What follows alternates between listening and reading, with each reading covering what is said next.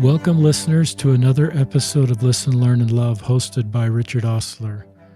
In episode 414 with Tony Fieldson, we referenced that we were going to have Dason Harker and Taylor Smith on a podcast. They're part of the Restoration Table, and now we're doing that podcast, and it will be released after Tony's podcast. And this is a podcast about two good men, one that's currently in the church and one that's currently stepped away from the church. But both of these men are bridge builders that are trying to bring us together as the same human family. And in theory, that's one thing, but to do it in reality is what Dason and Taylor are doing.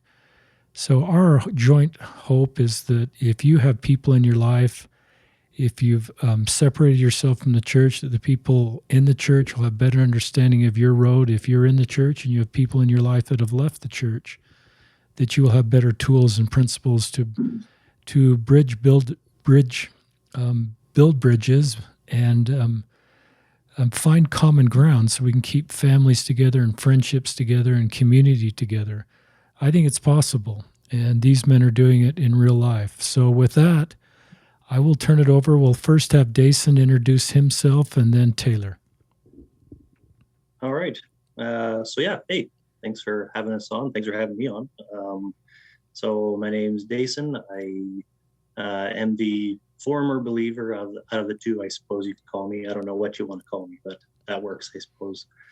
I guess a little bit of background for me. I grew up in Southern Alberta, which for some of your listeners, they may or may not know, but is kind of like the Utah of Canada. When the difficulties of polygamy were going on, people kind of colonized up into Canada, and Southern Alberta was one of those places that LDS members traveled to. So Taylor and I are both from that area. I'm from Lethbridge. Taylor is as well. So a little bit about my background. My dad was always a member, but he never did attend until my parents split up. He ended up marrying a lady that was a member of the church, and so they started going back to church again. My mom was always a spiritual lady, a Christian lady, so she taught us prayer and to believe and things like that, but nothing organized, I suppose. So with my dad going back to church, and me being a teenager, he got me into going to the stake dances. I think that's how a lot of people end up kind of being introduced to the church in that age group anyway. So a lot of my friends ended up being members of the church. When I was 16, I went to a fireside with a few of my LDS friends and, had a spiritual experience. The fireside was about the life of Jesus, just the music, and, felt all of those feelings that we're kind of taught about feeling. So my friends saw that and introduced me to the missionaries. I took the lessons, was eventually baptized. So joined the church at 16. I went on a mission. I went to the California Ventura mission from 2000 to 2002. I worked really hard out there. I actually really had a positive experience. I really enjoyed it, enjoyed the people, enjoyed my mission presidents. Actually, my second mission president was from Edmonton, so kind of close to where I'm at now. After coming back, I met my wife after an institute dance. So those dances get you. But we were married in the temple. We had several moves just around my schooling, my wife's schooling, my wife getting a job. Had several callings, everything from a nursery leader, a nursery teacher to, elders quorum president, ward mission leader. I don't know what it was about ward mission leader. I was that, I think, about 4 times. So there might have been something going on there. And currently I'm in a town just north of Calgary called Airdrie, Alberta, and I'm a psychologist up here. I have 4 kids. That's great. What kind of work do you do professionally as a psychologist? I do a little bit of everything. I do lots of work with teenagers, a bit with trauma, and the general ones, anxiety, depression, couples, but a little bit of everything. Thanks. There's such a need for that, Dason. So thank you for what you're doing through your professional work and other areas to help people. Mhm. Taylor, let's hear a little bit about your story. All right, so like Dason, I grew up in southern Alberta, Canada. Lethbridge is my hometown. As Dason mentioned, it's I guess relative to the rest of Canada, it's the most densely populated by members of the church, and came from pioneer heritage. He talked about the polygamists. That was one of my great grandfathers, and my grandma was a convert to the church, but all my other family lines go back to pioneers. I grew up in a active home, supportive home. My parents, they did divorce when I was a teenager, but still consider myself that I came from a very stable, supportive home. And went on a mission around the same time as Dason to Denver, Colorado. Wasn't too ecstatic about that when I got my call. I really wanted to go somewhere super exotic. It took me about my full 2 years to come to terms with that, to be honest. But it was a great experience overall, and just overall, that was probably my biggest takeaway, was just submitting my will, feeling that learning to submit my will to Heavenly Father, and experiencing the blessings that came from that. Came home, didn't have any plans for the future, to be honest. School, marriage was just kind of like, yeah, I don't know.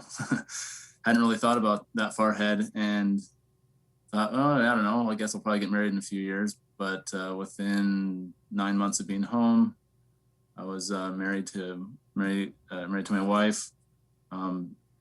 We, after I got married, worked in construction for about 5 years. I was, 26 or 27. I had 3 kids, kind of came with a fork in the road, and decided to go back to school. And, still in the construction industry, but went and got a civil engineering degree at BYU. That's what, led me to where I am now. We went down to BYU. I had 3 kids when I started school. We had 2 more when we finished. Wow. My youngest daughter is an American citizen. The rest of my wife and kids are Canadians, because once we moved down to BYU for school.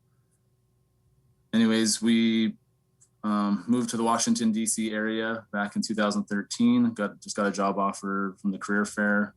A lot of people asked when we moved out here, oh, you're going to go out there for a little adventure. But I don't know, we just had this feeling when we left that this was where we're supposed to be. We're supposed to settle down. We've been here for 8 years now, and plan on staying here for the long haul. It's been, when we lived in Utah, it was like, we lived pretty close to the temple. We moved out here, and it was like, we were, worried that we're going to be far away, but we actually live about 20 minutes from the DC temple. So, which has been closed for a couple of years for renovations.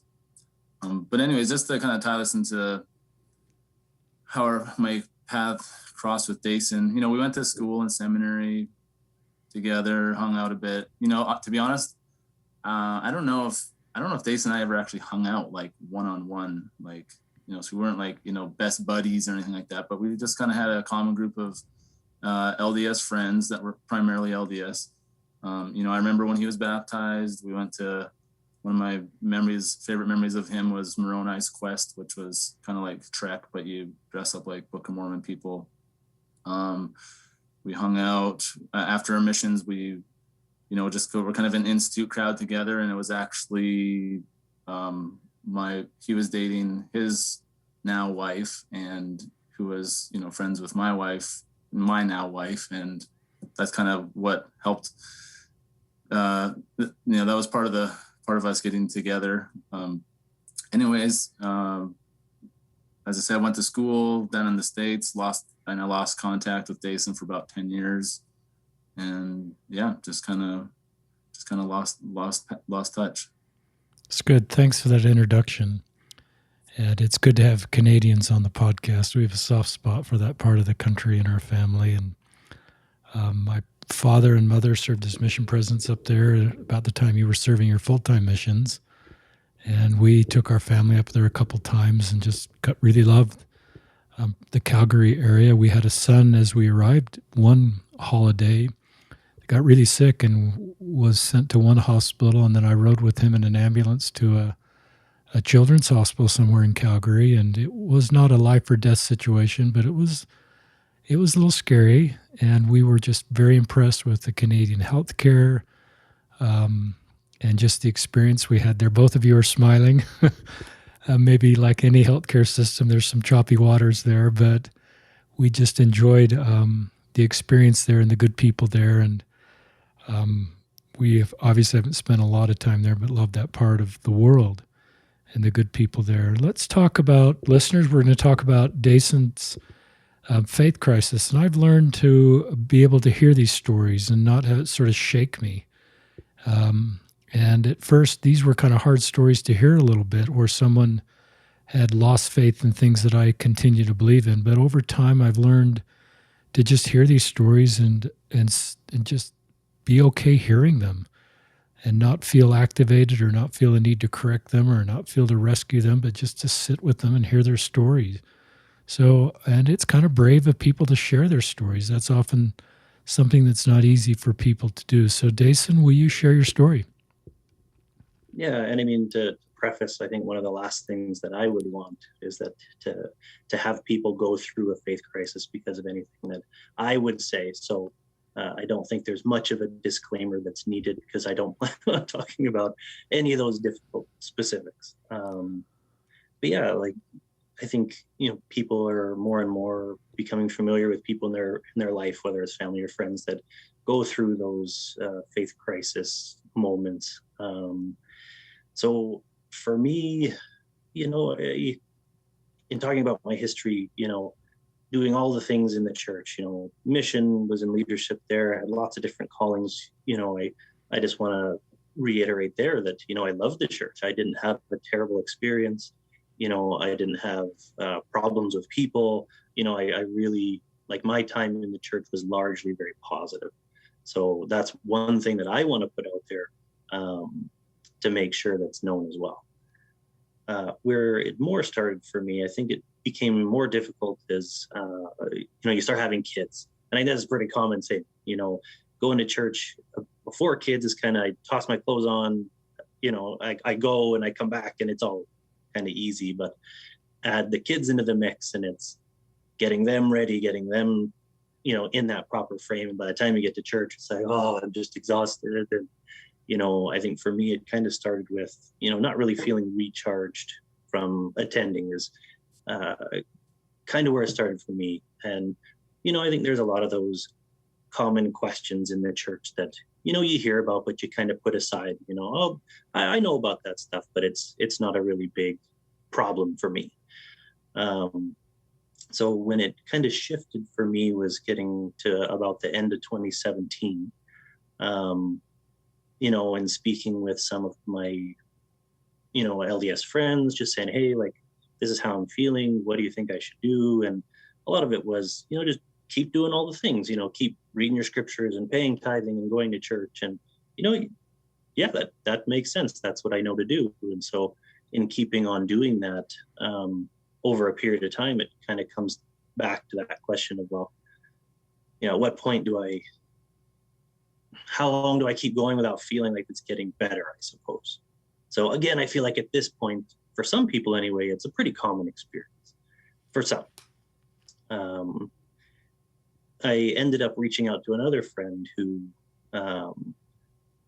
oddly enough, was the reason I reached out to him was because he was very positive about LGBTQ marriage, and he would post on Facebook. And so I reached out to him and said, hey, like, how do you make all this work? And so he said, there's a lot about the church I love, because he was an active attending member. He says, there's a lot about this that I love, but I don't believe everything. And so that kind of blew my mind a little bit. So just kind of went, digging, researching, and, in the end, and again, I kind of want to say that the way that I ended up, it makes sense to me. but I know that it's not that way for everyone. And Taylor will get to this as well, is how I think both of the knowledge and the research that we've done have led us to different conclusions, and that's okay. So I don't want to make it sound like, well, I did so much more research than anybody else, and that's why I ended up where I'm at. That's not what I want to put across at all. But for me, the due to different doctrinal, historical, social issues, just the meaning that I attach to spiritual experiences, biblical scholarship would be kind of the general areas for me that became difficult. So there were a couple steps that I took throughout that faith process, that faith crisis, which we'll get to in a moment as well, but kind of ending up in more of a agnostic atheist or a humanist place. But I mean, very open to being wrong. I think one of those things is, we feel a level of certainty about things in different stages. And, one of the things that I appreciate about chatting with Taylor is that we both kind of come to that place where there's a lot we just don't know, and being okay with that. So currently that's where I find myself. But honestly, in the end, I hope I'm wrong. Thank you for just sharing that. I appreciate that. And there's a lot of humility in just everything you shared. I sense that you're just, this was out of a desire to learn and understand and grow, and not as a way to find a way to leave the church. I don't think that was your end goal to be where you are right now. It's just all the things that you came across in your journey led you here. And I sense humility as a word, and I sense even when your final statement, I'm open to being wrong. That's a pretty thoughtful statement for somebody who's done a lot of research and and I think there's a lot of, again, humility in that. And I think it's an example for all of us on how to navigate life and as we continue to learn and grow. Well, and a piece there too is that, in the beginning of it all, I think I was a lot less humble. I think we go through stages there too. So, if we go back to 2017, we're now in 2021, that's 3 or 4 years. So it's definitely a journey, and it doesn't happen really fast. And I'm not even at the end. I haven't reached the pinnacle or achieved nirvana or enlightenment or anything like that. But it takes a lot of time. And a question I want to come back to, if it's not part of the outline, is, why? Well, I'll just ask the question now, and you'll get to it. I have a feeling, because I don't want to get sidetracked. Is why don't you want other people like Taylor to follow you? So we'll just put that out there. But it's logical if you've come to a conclusion that you would want other people in the faith to kind of come to where you are. It seems to be human nature, and you seem to be someone who's honoring Taylor's journey and not necessarily trying to pull everybody in the church to where you are. And we'll just talk. I know you're going to have some stuff to say about that. So listeners, you'll shoot me we'll come back to that. So Taylor.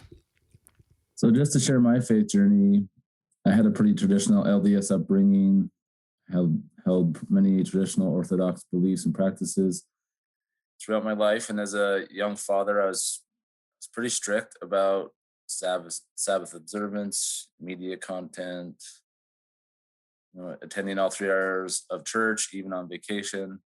Felt a lot of guilt if I didn't read my scriptures or say my prayers every day, or if I fell asleep while doing so.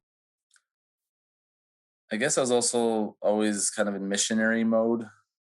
Those were, all those things I think were worthy endeavors, but looking back, honestly, I feel a bit bad. I have some minor regrets because I feel like I sometimes didn't exercise very good judgment in balancing those endeavors with personal relationships.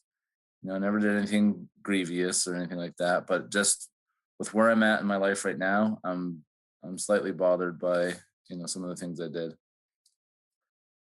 But in time, my views and some of my personal religious practices have perhaps evolved. I still very much believe what I believe, but I don't see things so black and white as before. Some people, they describe it as the gray area, but I like to describe it as, to borrow the words of a friend, seeing all the colors of the rainbow. Probably a lot of that has to do with my age and just general life experience. And I think things change a lot when you're trying to raise teenagers in the gospel, helping them navigate life, as compared to, when you have young children. I also think another major factor was moving out here to the East Coast. The city that I live in, Gaithersburg, is ranked the #1 most diverse city in the U.S.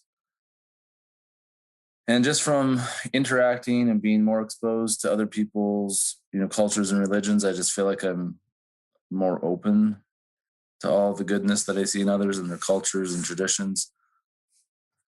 I probably always saw that goodness before, but it was often, I often looked at it from a perspective of that being in relation to the church, and I still absolutely believe in the restored gospel, the mission of the church.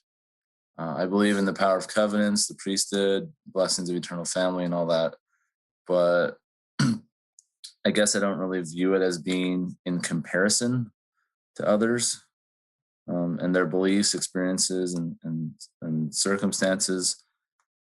And me feeling that my personal beliefs are correct, I don't think needs to come at anyone else's expense. Even now, I'll still definitely take opportunities to share the gospel when they, come up. But I wouldn't say I'm really out there actively trying to convert others to my faith, and it's not because I'm being lackadaisical.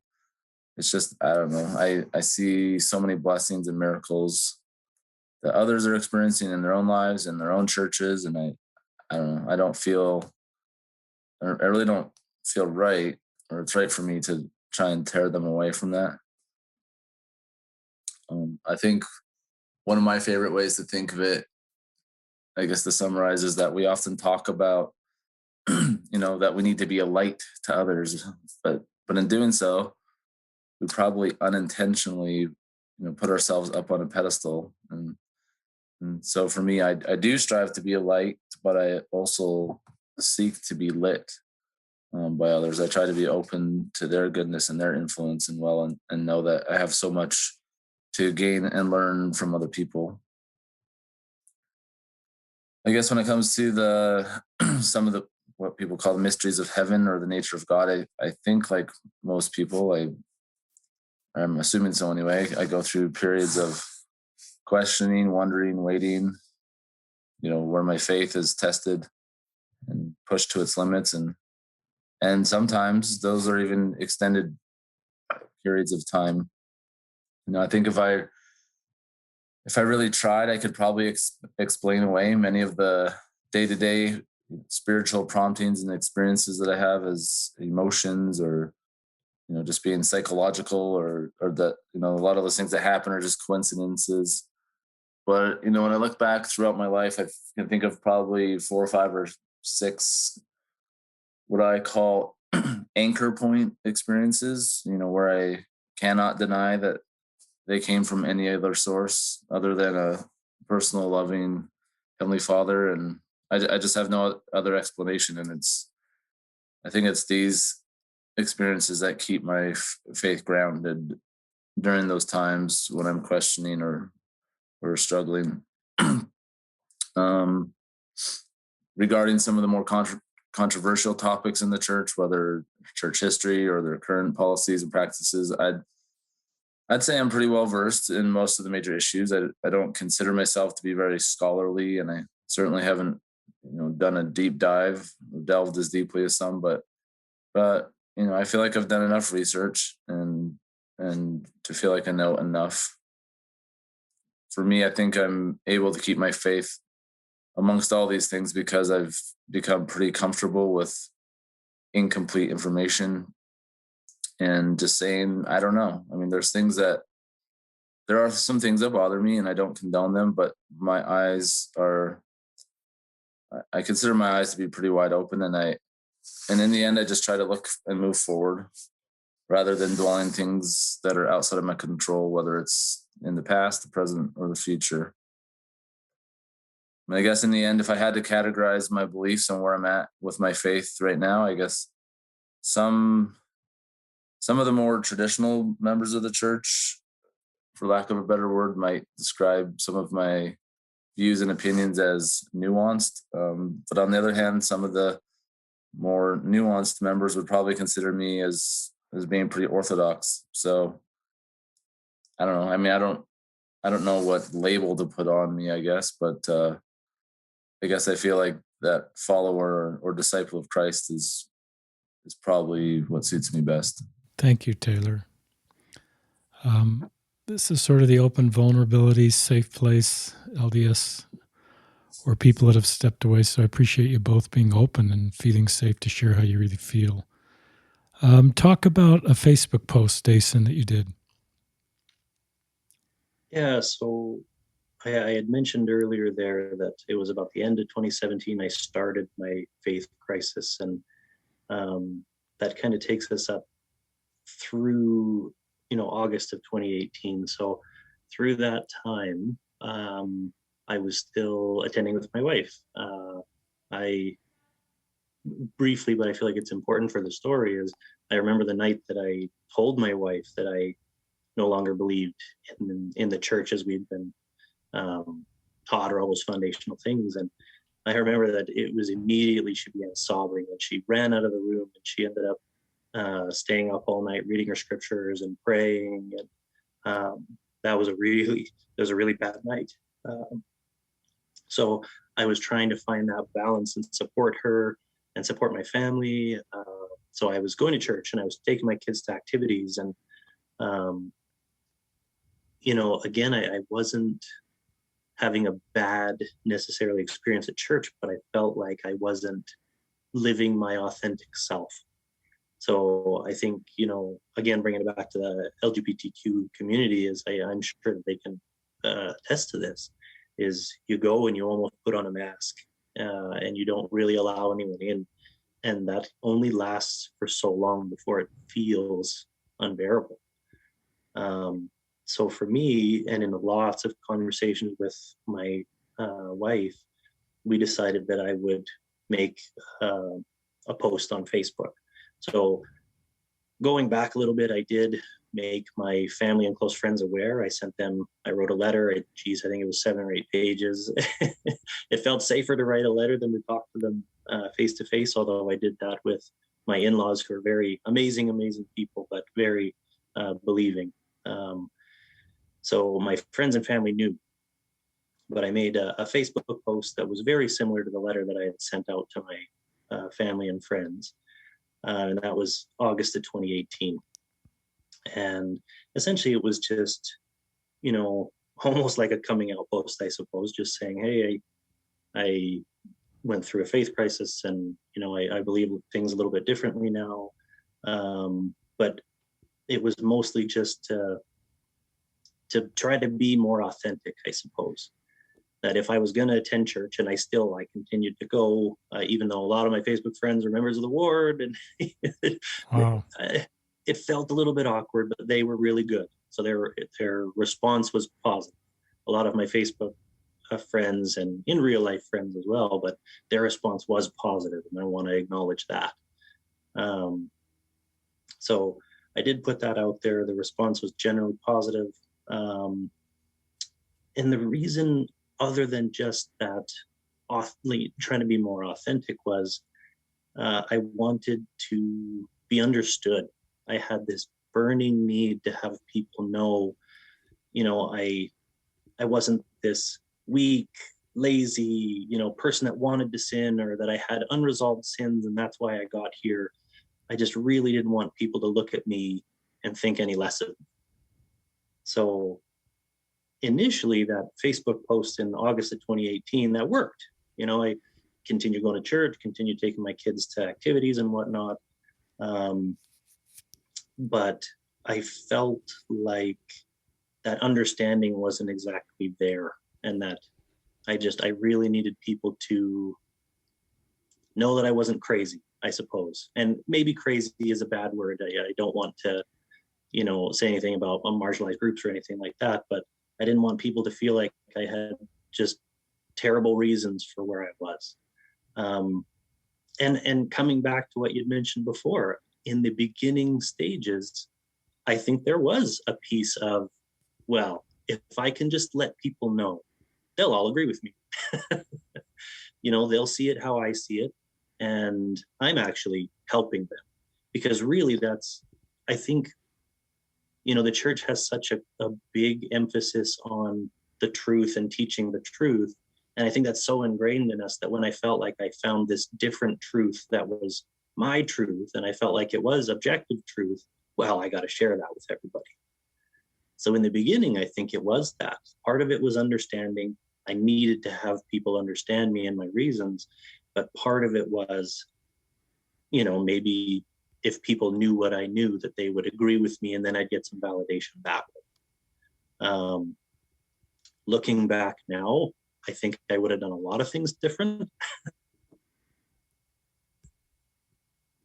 But I feel like I had to go through that just to externalize what was going on for me, because so much of a faith crisis is pain and fear and uncertainty about the future, about my afterlife, about my marriage, just so much fear.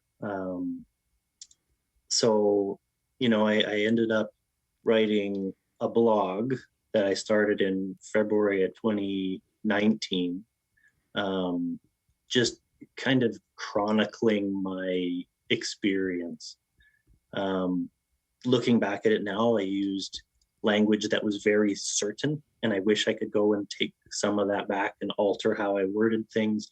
I tried very carefully to be, relatively neutral and respectful and all those things. But, there were things that I would go back and do different now. And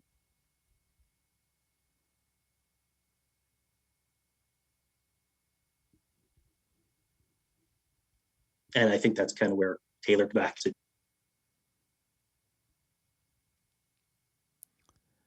And listeners, we may have cut out a little bit on the end of Dason's segment just with the Zoom stuff, but I think he kind of finished up and turned it over to Taylor. Is that right? All right, Taylor, you're up. Thank you, Dason, for I think it's great to go public. I mean, I think it's great for people to know where you are. I don't think that's a sign of, I think using a Facebook post is a good way, and a blog just to help people know where you are, and they can just decide to engage in that content or not. But I think it creates more of a feeling of belonging in your family and your friend group to just not have to put on this mask, I think is a good term, of trying to be something everybody thinks you are when you actually are at a different place. And so I think it's, instead of just going on with this mask, I think that's emotionally, and you're a therapist, you would know that that's emotionally hard, but it's also hard to go through a faith transition. I have gone through a mini faith crisis. I'm still very much of a believing member of the church, but that was incredibly painful for me. And so I would assume that you felt more pain. And sometimes the things we say to people like you in the process just add to the pain. And pain leads to anger, and anger leads to lashing out. And I've sort of learned some of that. And I admire I still come back to the word humility as you just talk about even some of the things you wish you'd done a little different. So I sense your good heart and your desire to not use your personal story to divide people, but just help people understand where you are so you can live an authentic life. And we can sort of meet you where you are and support you where you are. Are you okay with what I said? Is that okay? Yeah, that sounds perfect. Okay, Taylor. So I think Taylor's now suddenly aware his friend Dason is in a different place. Yeah, so as I said previously, I hadn't had any contact with Dason in about 10 years. I think became Facebook friends. I don't know, who knows, a couple of years before that. Just kind of scrolling my wall one day and, oh, there's Dason, what? Oh, wow. And, I guess for me, I kind of felt bad that it took his faith crisis and his public post to kind of, initiate me reconnecting with him. As a matter of fact, I reached out in a spirit of support, wasn't trying to reconvert him or anything like that. Led to some, personal conversations. We, just would chat on the phone or whatever, stuff like that. As I said, Dason had this blog going on, and I guess I thought, oh, well, he'd gone, I don't know, I think there was probably like 15 posts. I think the last few were guest posts. And I thought, oh, well, it would be good to offer kind of a believer's perspective on things, and not, once again, not as a manner of, defending, but just, I thought, well, I'm a pretty level-headed guy. I'm a pretty reasonable guy. And I mean, all these explanations that I have are obviously going to make sense to everyone else too, right? And anyway, so I thought, hey, well, I actually had this personal essay that I had been writing, not that I was going to ever share it with anyone. I just to get my own thoughts out on paper and things like that. And I thought, oh, well, maybe I could tweak this a bit and make it into a blog post. However, I told Dason, I said, given the sensitive nature of personal relationships and faith crisis and all those things, I said, I'd like to have you not collaborate on it, but just give me some feedback and see what we can do. Once again, I thought that it was a pretty level-headed approach to things.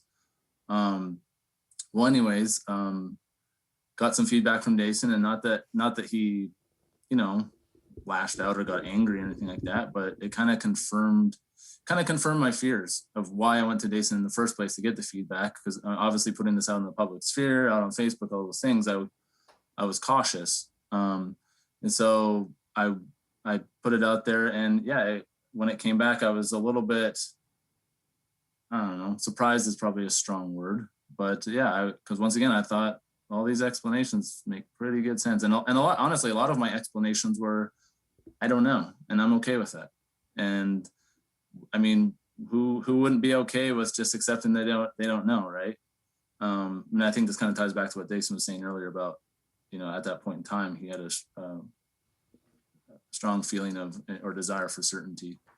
But anyways, and just as an example, just to give kind of a specific example of this, is one analogy or something that I've shared, just in personal conversations, or whether in a lesson or something like that at church. Was one of my favorite stories is when the Nephites in the Book of Mormon are waiting for the sign of the Savior's birth. They're waiting for him to come, and you read that and you see the grueling experience it is for them, and they're just hanging on for dear life. And then Nephi goes and he prays, and the Lord says, "It's okay, I'm coming tomorrow." And so there was this joke when I was a kid that we would tell about, there's 3 people stranded on an island, and the first, the island is 10 miles from shore, and they've got to get back to shore. So the first person starts swimming, makes it about a mile, and says, "Oh man, I'm too tired, I can't make it, I'm going to turn back." The second person swims to make it, a little over 4 miles, and says, "Oh, I'm too tired, I'm going to turn back." And then the last person swims, makes it, 9.5 miles, and says, "Well, I'm too tired, I'm going to turn back." And so I kind of paralleled that with, like, what if that person would have just swam that last half a mile? They would have made it. And I think of the people at the time of the Savior's coming, of his birth, and it was like, hey, if you just held on for one more day, you would have made it. And I came at that, my intent, my heart, as I shared that, was, that there's a message of just keep going, just hold on, things will work out. But it was really eye-opening to me, once again, not in a negative way, but it was very eye-opening to me to Dason's response. It was kind of like, well, so what, are they just quitters? And it really opened my, and I mean, I just give that as one example, but it kind of, I don't know, it kind of opened my eyes to be like, hey, you know, all those, you know, common sense answers that you have, Taylor, well, you know, they might work for you, but doesn't mean that they work for everyone else.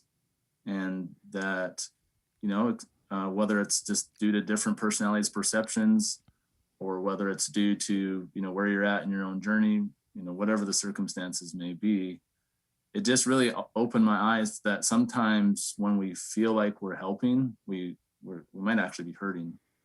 And you know, and I guess it just really opened my eyes. So like I said, it confirmed kind of my fears of posting, and in the end, I'm sure I could have went back and polished the language and all those other things, but at the end of the day, I just felt like, you know what, I just felt like it was best to not put my blog post out there, because I didn't want to cause any more harm or hurt to anyone out there, because once again, my intention was, I want to help. I want to, even if I don't quote unquote reconvert you, I want to, you know, I'm thinking, hey, I can give you this framework that could work. But so I had good intentions, but it really just opened my eyes that sometimes when we think we're helping, we might not be. Thank you. Any comments, Dason, before we go on to the next segment, lessons learned and reflections? Yeah, so I find it really interesting how, you know, our perspectives are so different. And, you know, Taylor and I have kind of bounced this off each other before, but, you know, his perspective of I'm trying to help him understand, I'm trying to give these analogies. And I would assume it's, you know, Jesus taught by analogies, like he taught by these metaphors. And so this is going to be a great way to get these things across. And I think because I was still kind of in the middle of everything, that, you know, I was focused on at least the perceived flaws in what he had to say. I was very sensitive to, you know, everything that he had to say. So when he talked about that, you know, if they just would have half a mile more, see, in Canada we use kilometers, so I'm trying to use some Americanese right now, but if they had just gone a half a mile more, they would have been fine. And so for me, it's like, well, what you're saying is that I should have held on. I'm wrong. And I was weak. And so you take all of those things and you look at the undertone of what's said. And I don't think Taylor was meaning that whatsoever. That he wasn't saying that I was weak or should have done more or anything else. It was just, this is how he makes it work. And now I can look back and say, oh, okay, yeah, I understand that. But in the moment, it was, oh, I'm gonna share with him all the things that I know. You know, not an overly helpful approach. Great segment. Let's move on to our last segment, listeners. It's titled "Reflections, Lessons Learned," and the first part of this section is phases. So we'll turn that over to Dason. Yeah. So in writing my blog, I did one article on how I tied going through a faith crisis and faith transition to the stages of grief. So for me, and this is my experience, I'm not trying to say that this is, you know, objective truth or anything, but for me, I felt, you know, all of those stages of grief because I felt like I lost so much in going through that faith transition. You know, anger is the one that typically comes up, and that I think members of the church notice when people that leave the church, they go through this angry phase. And almost universally, I think everyone does. But I think the reason why everyone goes through that, it's because they're in pain. You know, we're not trying to hurt anyone else, but we're trying to get this understanding, but we're doing it in a way that's reactive to everything. It's like a nerve that's exposed, and any breeze of air sets it on fire. So in the beginning stages of that faith crisis, faith transition, we're very sensitive, and that anger is that piece that comes out the most.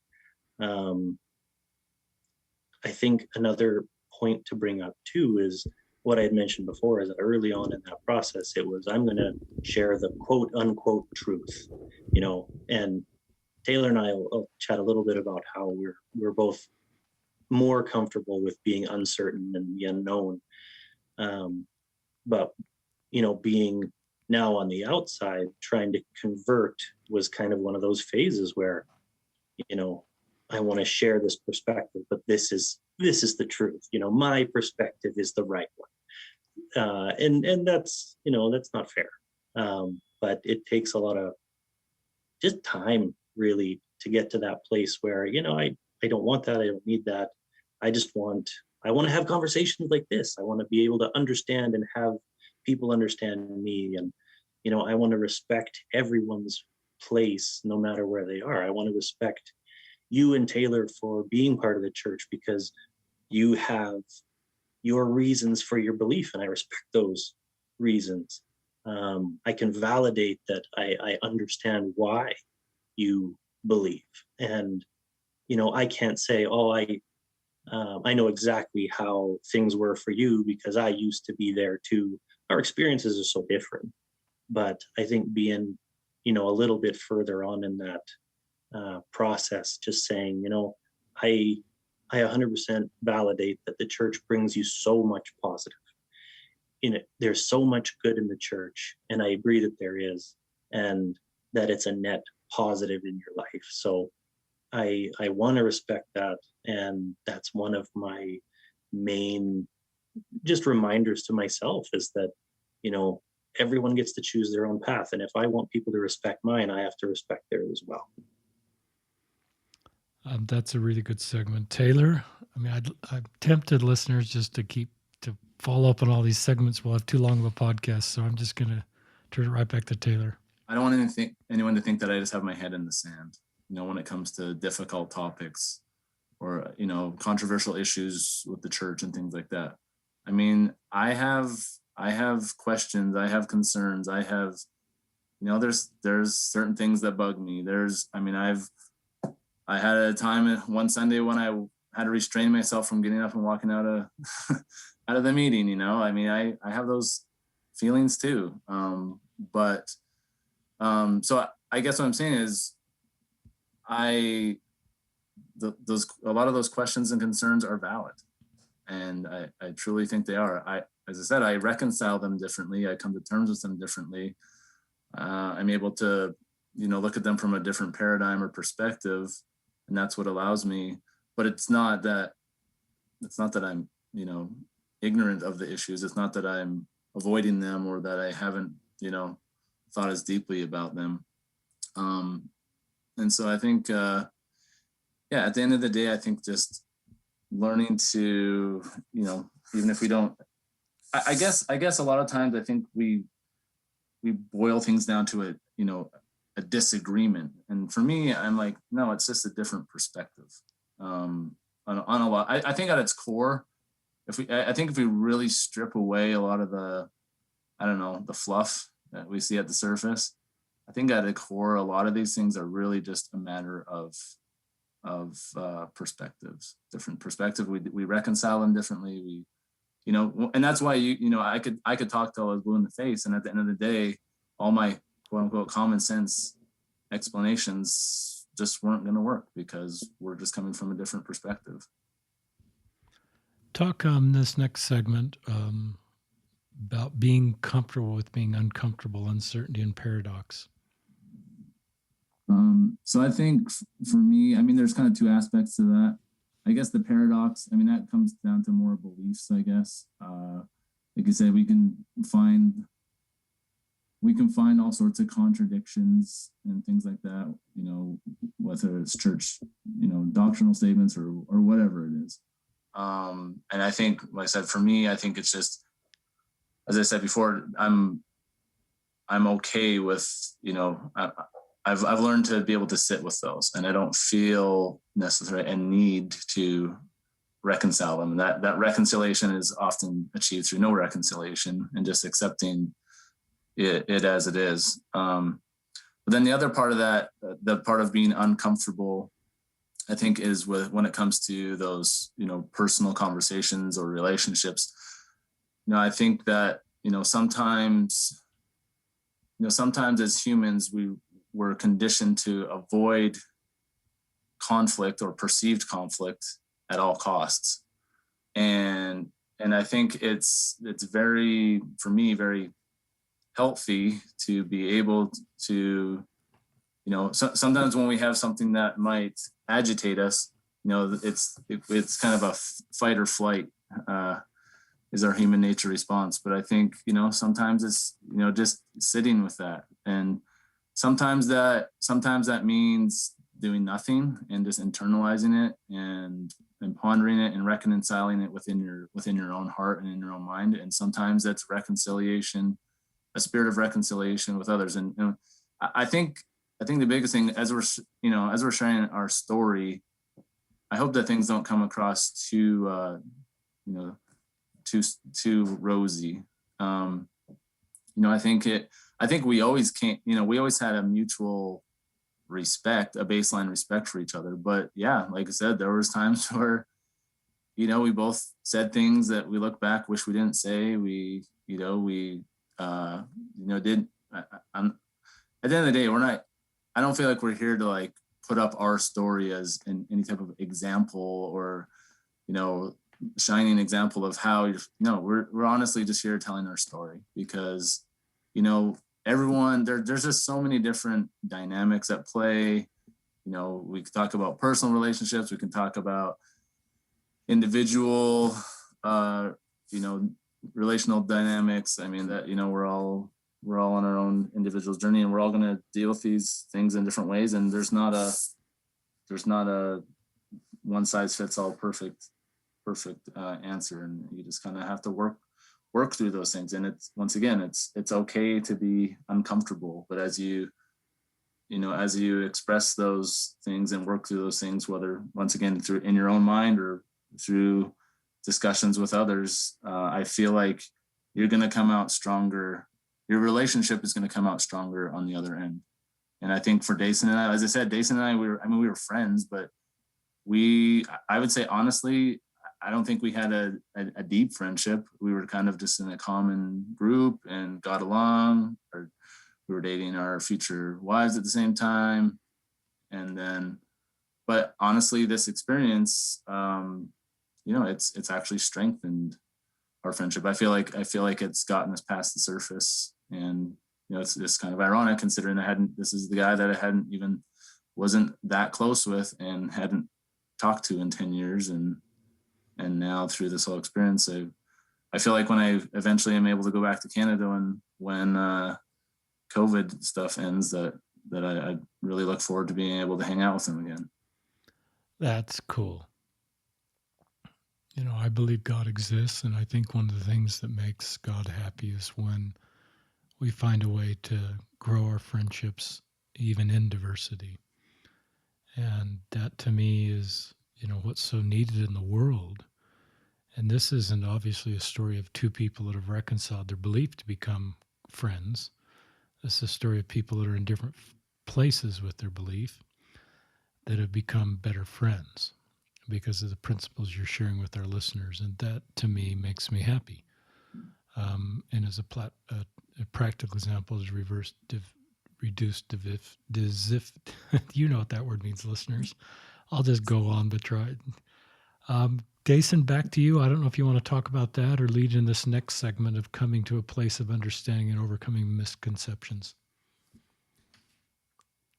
Yeah, so one of the things that was really sticking out to me as Taylor was talking there is that I feel like sometimes we do like to label people. We like to characterize them. We use these tropes. I kind of see it as characters in a play. So the bad guy's always got the greased mustache that he's twirling and, the black clothes and hanging out in the shadows. And the good guy's dressed in white and he's super noble and he epitomizes everything that's good. And I think if we can kind of get away from those, behind those tropes is a real person. My journey is my own. I've landed in a place that's much different than Taylor has, going through something somewhat similar. But I don't see myself as the hero. I don't see myself as the villain. And I don't think Taylor sees himself or me as any of those things. So I think as we move away from those ideas of, oh, they left the church, they're bad.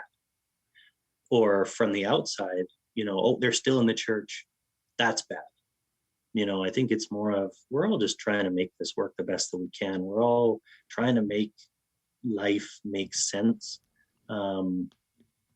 Coming back to the idea of coming to a place of understanding and just overcoming misperceptions. I think one thing that I feel like is really important to realize is that, again, going back to those stages of grief, people that leave the church often, they do come across as angry. And I guarantee that pretty well every member of the church has had that experience with someone who's left who's angry.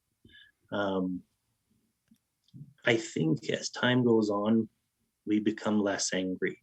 That pain and that hurt, it eases.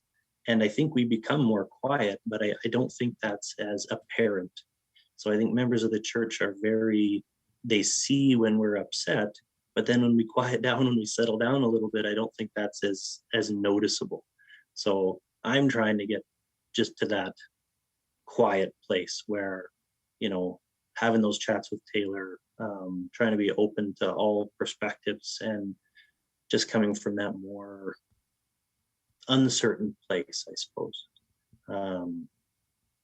That's something that stands out for me. Taylor, any thoughts from you?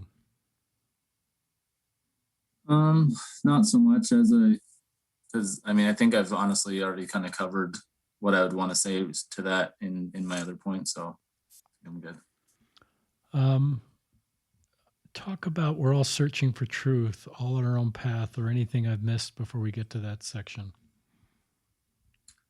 Really just kind of all the principles we kind of covered so far is just that having that respect for everyone's path. Like I said, for me, the big eye opener, or the big, I guess, transition for me was, moving out here and, seeing so much goodness. Once again, not that I thought other people were bad, but it's just, I don't know, witnessing so much good in the world, and from so many different walks of life and so many different faith traditions. And then, even with those who are of no faith or have left the faith or wherever they are. I think for me, I would never, well, I shouldn't say, I wouldn't advocate for someone to leave the church because of these things. However, I've come to a point where I can say that I could respect their choice. I guess knowing I guess for me with Dason, for example, is I know the journey that we've kind of been there through it all. We've seen the ups and downs. We've seen all those things. And so, I can, just as much as I want him to respect that I'm on my own path and that I don't have my head in the sand, I respect him and don't think that he's, lazy, evil sinner or, whatever else, some of those kind of stereotypes that, and, kind of traditional things that we've, and I guess in the past that was kind of I feel like some of the common misconceptions, and I shouldn't say even in the past.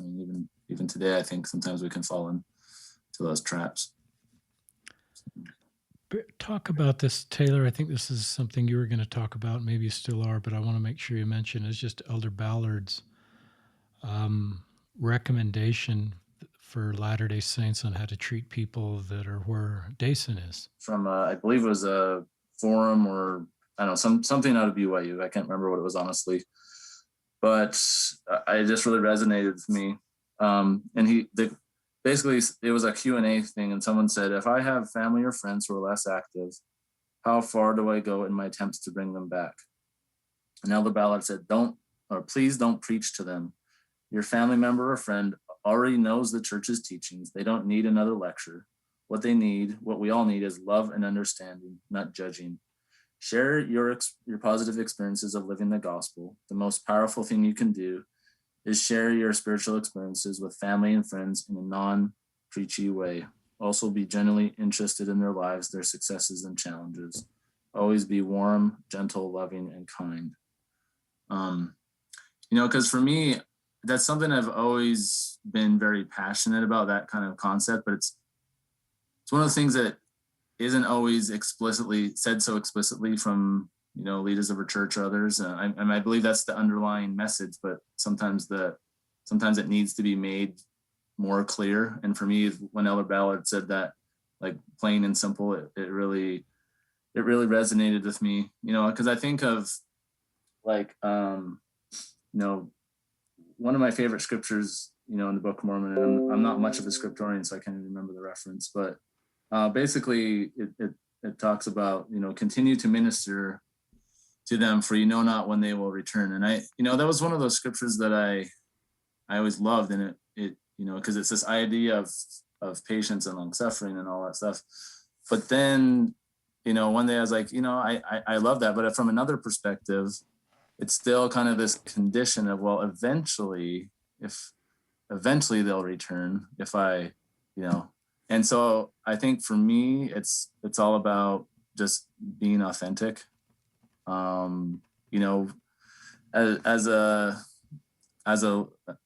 in a leadership position, something that I counseled some members of my quorum was that, I asked them a kind of a rhetorical question. What if you got a ministering assignment and you sat down on the first day, the first visit, and the person sat across from you and said, I will never come back to the church. That's an absolute certainty. And you knew that, and you absolutely knew that was true. I said, would you still continue to minister to them? Like not maybe they're bluffing, or maybe I can, eventually wear them down with my love and patience. But no, if you absolutely knew that, would you still minister to them in the same manner? And I mean, my hope, and I'm not perfect at it by any means, but my hope for myself anyway is that I can have authentic, love and concern for others, that it's not conditional. It's not based on, well, eventually they'll come back or, see the light or anything like that. And so once again, not something that I always practice perfectly, but it is one of the, I guess, axioms of my life that I strive to live by. And I think, I think in the end it's, I don't know. I think in the end, I think relationships are more important than being right. And I think, I guess as far as, my kind of final thoughts, I just wanted to share a quick experience. I remember as Dason was going through that portion of his faith journey where he was pretty angry about things, and he had reached out to me and expressed some frustrations and things like that. And I and this is when we were going through that sticky phase too, we were kind of having some disagreements. We were being tactful, but there was definitely some, like, I don't know, I'm not going to say passive aggressive. It wasn't passive aggressive, but it was, there was some subtlety there. And, so things were a little touchy, but I remember he was expressing some difficulties that he's going through with some personal relationships in his life because of this, that were being impacted and things like that. And I remember I was out for a run, and like, I remember just like, I don't know, I got a little choked up, and I just like, I don't know, I just felt his pain. Like, I just was mourning with him for what he was feeling. I didn't care about, any doctrinal discussions. I didn't care about whether he was going to eventually come back to the church or not. I don't know. I just felt genuine love and concern for him. And like, I don't know, my heart ached for him. And that's cool. I don't know, that for me, I guess for me, it's like, just not feeling any conditions or strings attached to relationships. And I don't know, for me, I think that was, as I said, it strengthened our friendship. And I think that was kind of a key experience for me.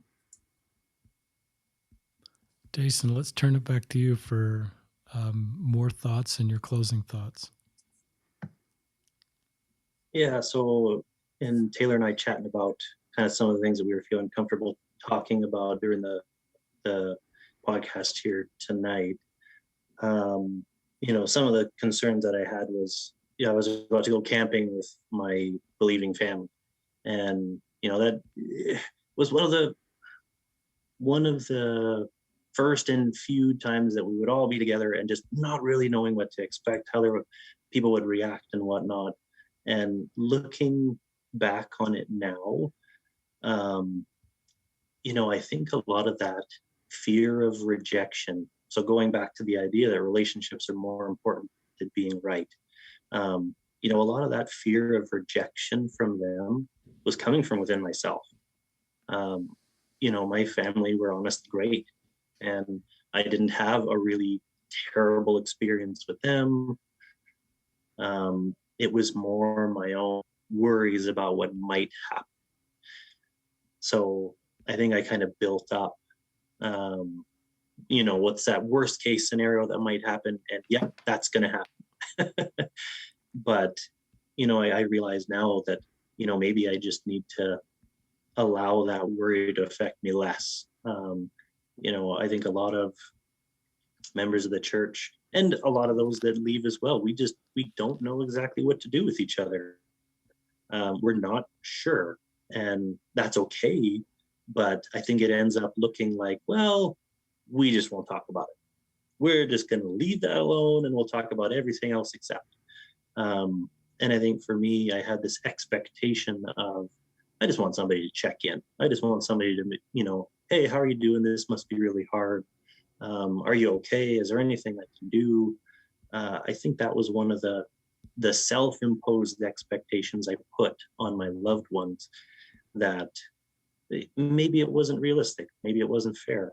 And so because I didn't receive exactly what I wanted when I wanted it, I feel like in some ways I pushed people away. And again, looking back on that now, I wish that I could do things a little bit different. I don't feel like I was terrible by any means, but I definitely could have finessed things a little bit better. But I think that hope was, I just want people to shoot me a text and be like, hey, I'm thinking about you. And a lot of what Taylor said is kind of along those lines. Hey, you doing okay? This must be really hard for you. Is there anything I can do? Do you want to talk?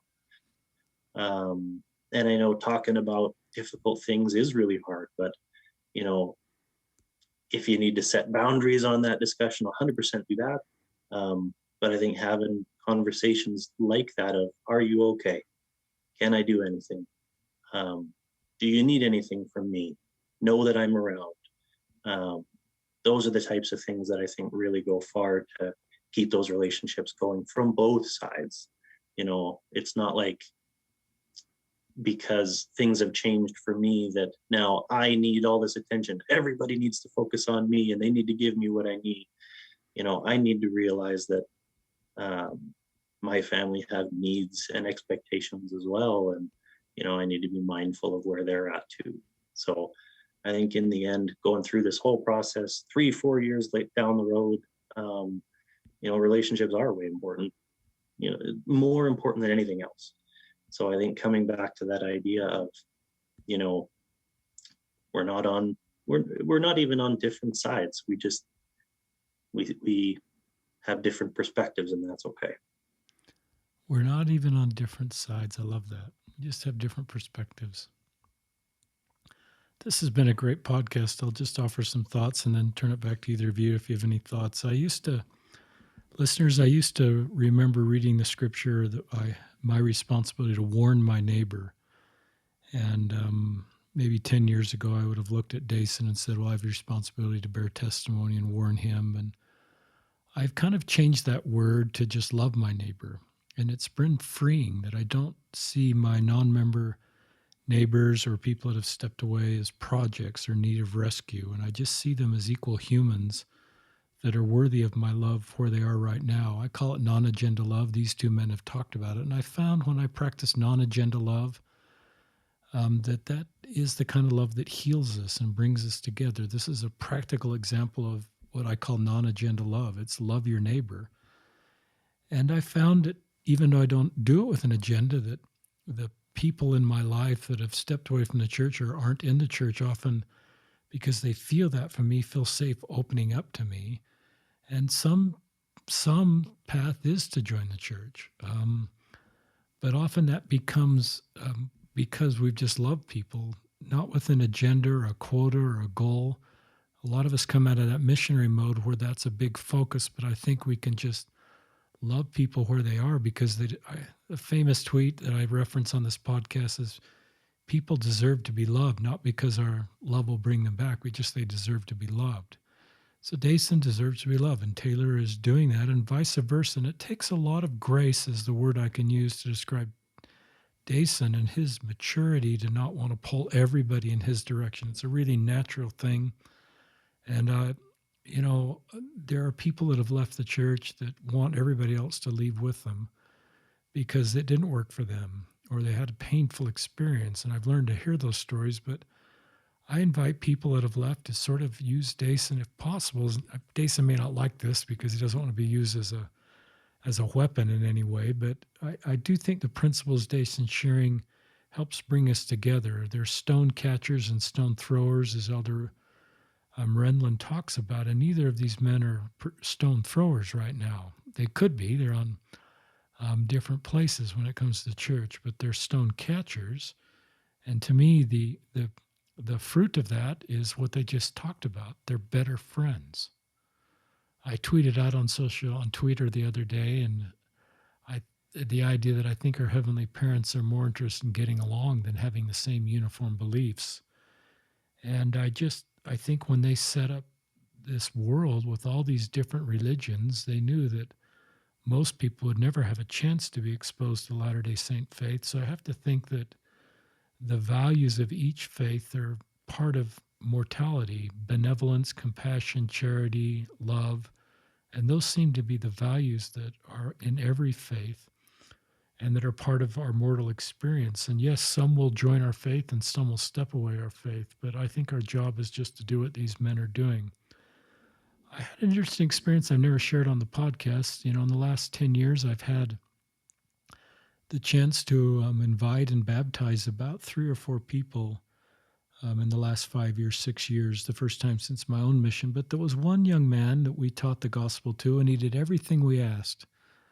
Read the Book of Mormon, came to church, obeyed the commandments, and at the end of that process, he looked me in the eye, and he just said, "I think my path is to stay Catholic."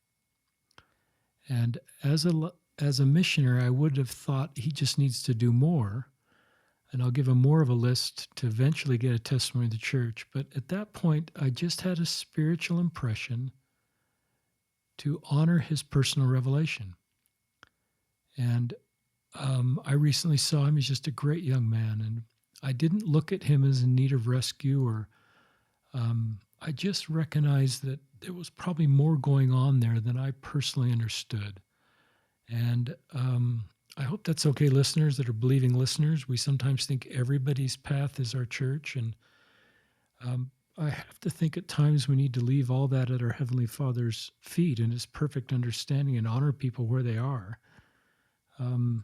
And I just, felt really pretty strongly that he was authentic in his personal revelation.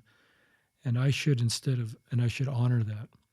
I love perfect love casteth out fear. I have, I'm sure Taylor can speak to this. I, like Taylor, probably had fear, and Dason did too, of people that left the church. And that was a group I was nervous about and didn't want to connect with and sort of saw as in need of rescue. And I don't have much fear of, people like Dason in my life. In fact, my life is better with people like Dason in my life.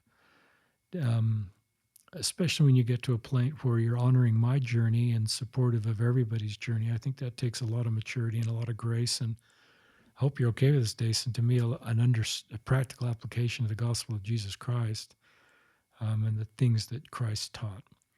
So just some thoughts, listeners. I hope those are okay. I wrote down shaming comments in the margin here as I was hearing these. Is sometimes we say really shaming comments, and I'm sure Dason's heard some of these directly or indirectly, like you've turned your back on your ancestors, or, I just, and I've made those comments, but I think we can just recognize we can just support people and leave all judging aside and help people feel our love. And sometimes if their path is to step away, thank them for all the years they've given to the church.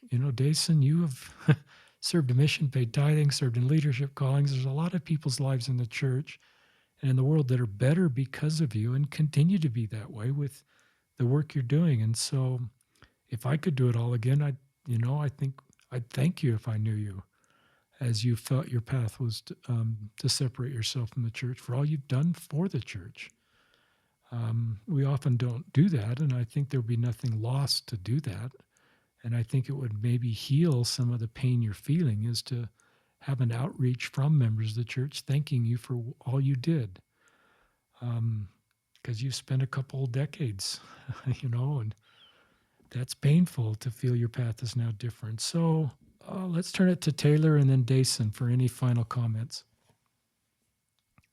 I guess just one thing I just thought about, because you mentioned that sometimes you might have fear about people that have left the church and things like that. And honestly, for me, I've actually always had a desire to connect with those people, to have those kind of conversations. And for me, the fear, I guess, was more so how to break the ice. Cool.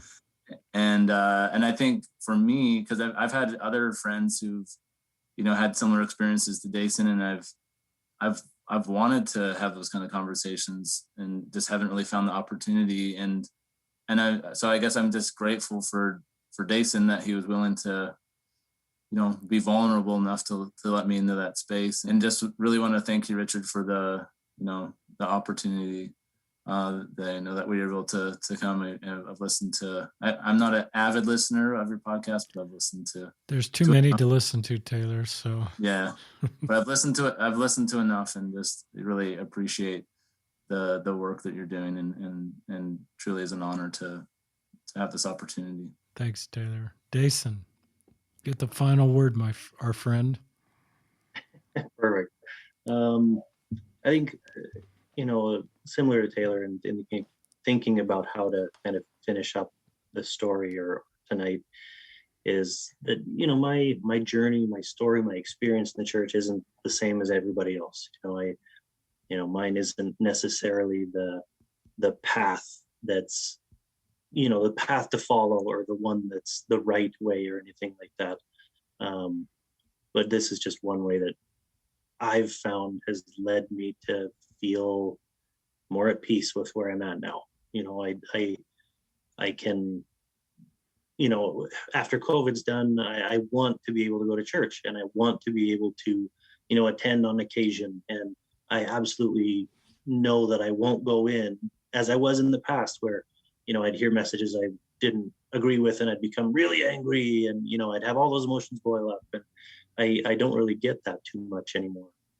I think that's what, talking about Taylor being kind of nervous about how to bring things up, that probably contributes to people keeping their distance. I don't want to stir the pot with that one. I'm just going to leave that where it is. But one thing that I feel like would be really important would be that, for the people listening, again, I've talked about how most people know somebody that stepped away. And whether that was as a teenager, whether that was, more in their 30s, or whether that was later in life, whenever it was, or whatever the reason, those people often, even if it's not factual, even if it's not going on, they feel separate. They feel alone, isolated, that people have withdrawn a lot of the time. So my hope is that as you're listening to this and as you hear this, and you're probably thinking about those loved ones in your life who stepped away, think about maybe reaching out, shoot them a text, give them a phone call, whatever it is that you do, and just say, hey, sorry, I haven't been around. Taylor, after 10 years, he reached out to me and it turned out really well. And I think we're closer friends than we ever were before. So that's a possibility of, hey, I was thinking about you. I want you to know I'm around. I love you. I want the best for you, and see where it goes. But just let them know that you're there. So that would be I guess one thing that I would hope would come of this. It's a great hope. Well, listeners, we're going to sign off. Dason Harker, Dason is how he spells his name, from Southern Alberta, Canada, where we're recording this in May. He's got like 23 hours of sunlight up there. Maybe not quite that much, but and Taylor Smith in Washington, D.C., and Richard Ostler here in Salt Lake City. And thank you, good men, for being on the podcast. And thanks our listeners for listening.